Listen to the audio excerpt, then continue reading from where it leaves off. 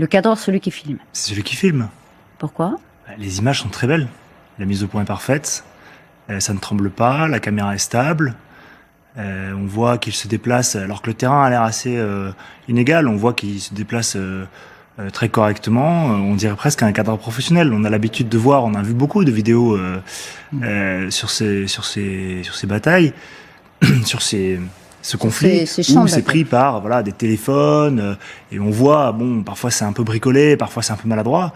Là, c'est étonnant. La première chose qui me frappe, c'est ça, c'est le cadrage qui est parfait. Regardez, il y a un panoramique qui tourne autour, tout est très propre. Regardez, ça c'est magnifique. On est dans un film d'action là.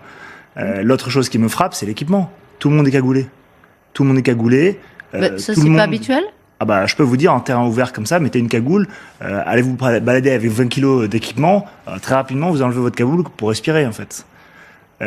Donc il est tout à fait probable qu'ils aient mis les cagoules justement au contact des Russes pour camoufler leur visage, etc. Ça je l'entends parfaitement, mais ça reste quand même très étonnant.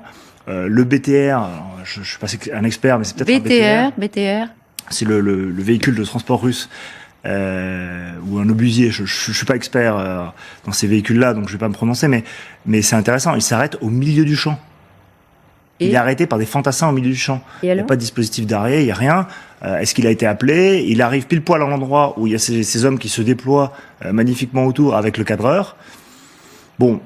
Conclusion, parce que là vous nous donnez des éléments qui laissent penser que c'est trop beau pour être vrai. Est-ce que c'est trop beau pour être vrai? Moi je suis là pour analyser et je veux juste soulever ces éléments-là, le fait que avoir des belles images comme ça avec tout le monde parfaitement équipé, tout le monde a tout ce qu'il faut, alors qu'on sait très bien que de part et d'autre, les Russes comme les Ukrainiens, il y a parfois des défauts de matériel, Là je constate que tout le monde a son chargeur à poste, tout le monde a des Kalachnikov avec des équipements qui se ressemblent tous, il y a une forme d'uniformité, alors que c'est pas commun sur le front d'avoir une uniformité parfaite. Vous allez toujours au bout de cette logique qui consisterait à dire que soit ils ont répété la scène.